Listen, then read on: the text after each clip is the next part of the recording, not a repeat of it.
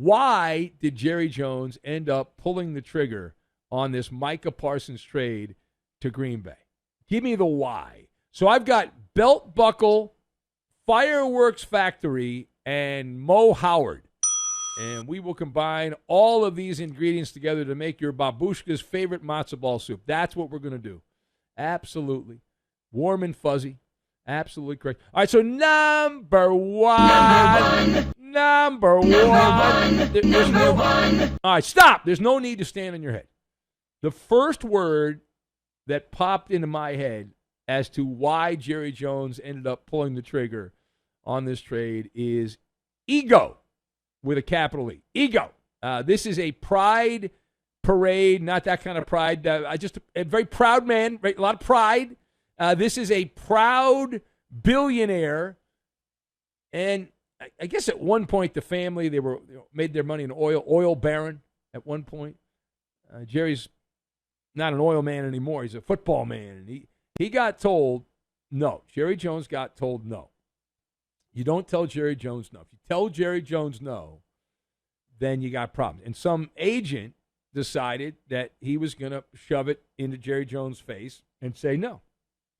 And we know the story now that Jerry believed he had an agreement. He had a handshake deal with Micah Parsons back in April. And then the agent said no. The guy trying to make a name for himself, no-name agent in a tailored suit. And Jerry decided, okay, I'm going to burn the house down. Now, we didn't think he would do it. We were skeptics of Micah Parsons' trade happening. We're also skeptics of Micah Parsons. It's still a crazy town trade to say we're going to trade a 26-year-old defensive player, Micah Parsons, for a couple of tokens. And we see in the claw machine, there's some headphones in there, and looks like there's like an iPhone. And we're going to use our tokens and try to win the claw machine, but you're likely going to get nothing. And so doctors do not recommend it unless you're Jerry Jones, and you must prove that you've still got the biggest, baddest belt buckle in the room. And you don't mess with the belt buckle of Jerry Jones. And Jerry was challenged by David Mulugheta, the agent, and he got offended by Mulugheta, and he made a move out of spite. And this is a F around and find out chart brought to life. Animation for the F around and find out chart for that agent. Parsons camp thought, well, Jerry wouldn't do it. He's not going to do it. No. And they thought he'd cave in. Too old.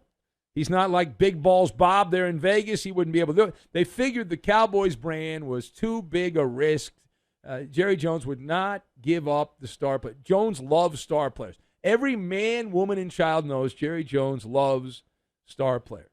And Jerry said, you know what? I'm going to show you. I am going to trade you to the frozen tundra. Get out of here. So Parsons goes from eating delicious Texas barbecue brisket out of the smoker.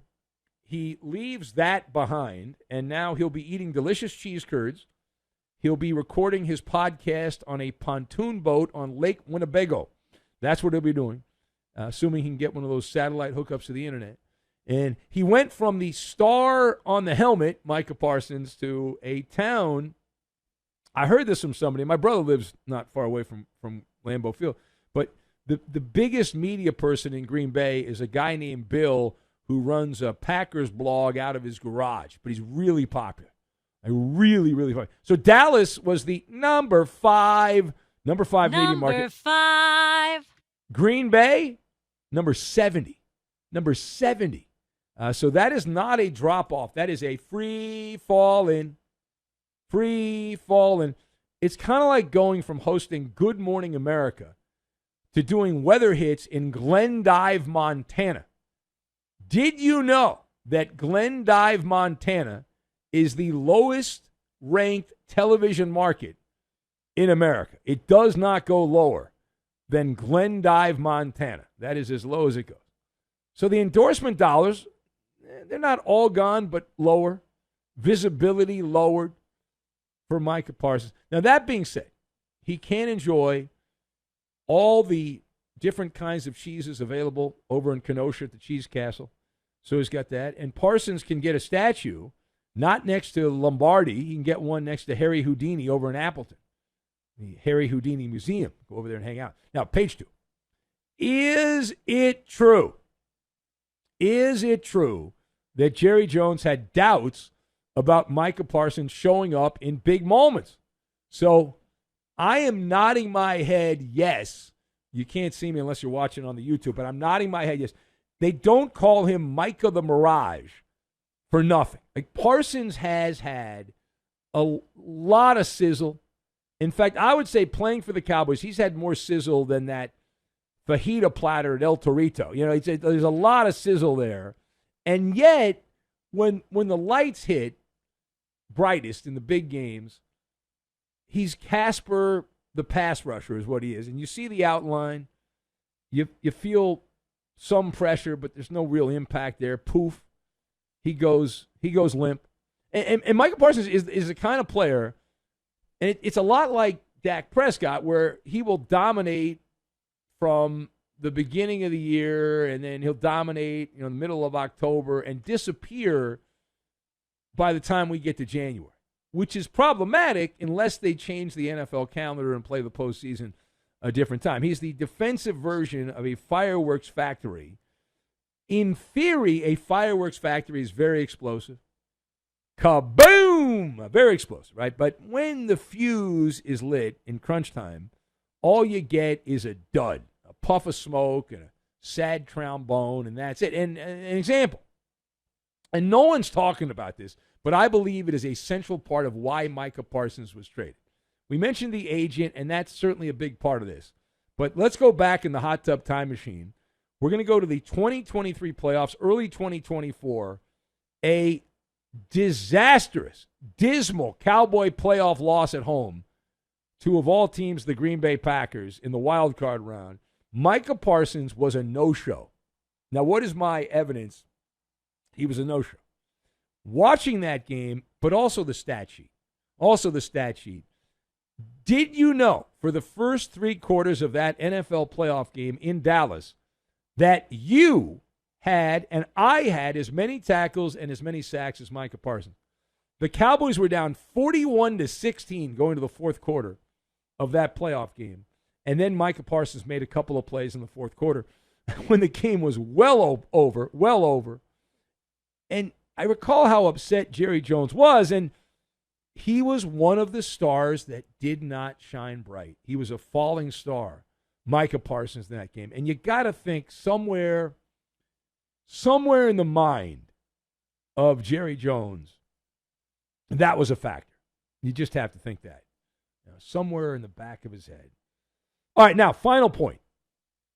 Micah Parsons issued a prepared statement. He went on social media and issued a statement on his trade going to the state of Wisconsin from the state of Texas. He said, quote, "I never wanted this chapter to end," Parsons sent out on the socials, "but not everything was in my control," he wrote.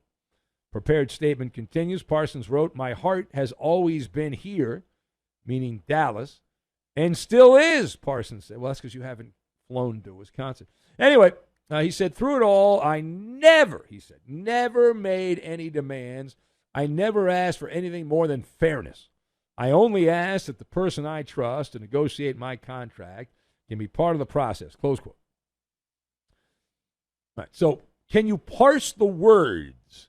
Can you parse the words of Micah Parsons saying, "I never wanted this chapter to end"? Can you parse the words? So my first thought on this is, what are the chances Micah Parsons actually wrote that? I'm going to go 0.00. That's my guess.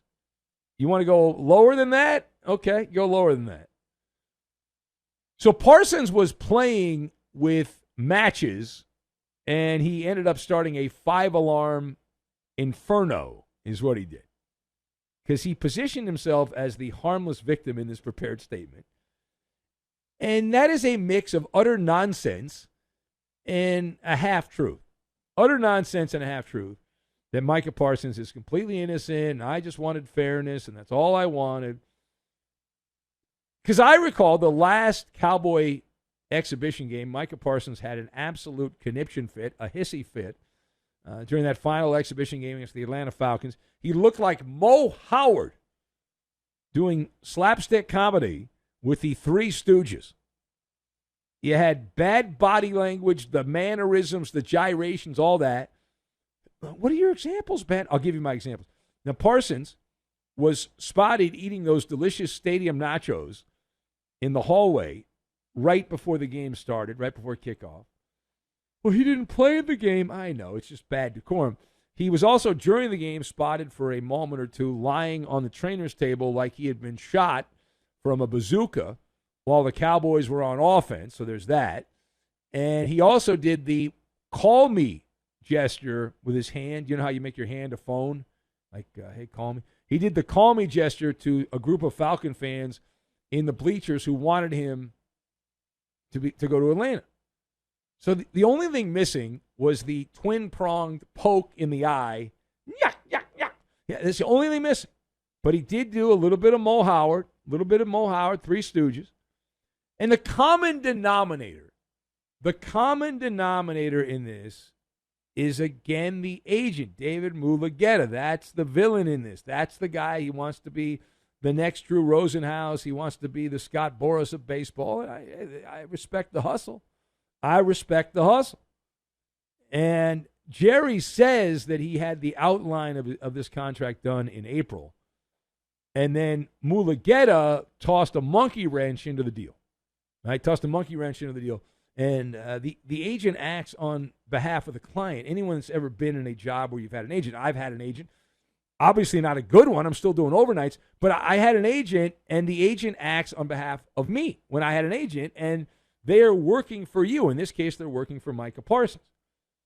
And to rephrase this, at any point, at any time, the client, in this case Micah Parsons, could have intervened and said, listen, I appreciate this. I've worked out the logistics on this. This is the deal I want. And, man to man, old school, I met with Jerry Jones. This is the deal he offered me. This is the deal I accepted. So just make sure that everything's, good, cross the T's, dot the I's, I'm good. But that's not what happened. Mulugheta's like, screw Jerry Jones. I'm going to get my chunk of the money here, and I'm going to get more money out of Jerry. And so he ends up going to Green Bay. Now, the other part of this, and we'll get into another conspiracy later. How about this for a conspiracy? Did Jordan Love, is it true that Jordan Love played a role in this happening, that he facilitated this particular trade between Green Bay and Dallas, that Jordan Love was involved in this? Now, what is my evidence on that? If you look at the agent, Mulugheta here, you have to wonder if it was orchestrated, because among his other clients, Jordan Love. So Micah Parsons' agent shares his agent with, among other NFL players, Jordan Love. So is it conceivable that Mulugheta weaponized Jordan Love and said, hey, Jordan, can you do me a solid and go to the Packers and say that my guy would love to play there, even though he probably doesn't, but see if they'll give you the money. They got the space, and so he did, and there you go. I'm just throwing that out there. Just let that breathe a little bit. You can let that breathe a little bit. And so the agent here acting on behalf of the client, unless they're not, and now Micah will go to Green Bay, and he gets the most money ever for a non-quarterback. Good for him, which is important, because 29-degree days in December in Green Bay, you need really nice earmuffs, and you need really good wool socks. You got to have those really good wool socks and a nice parka. Those are 3 items that you need. And so he'll have those. He'll be able to buy the really nice wool socks, some solid earmuffs, and a really nice parka. He'll get all of those things.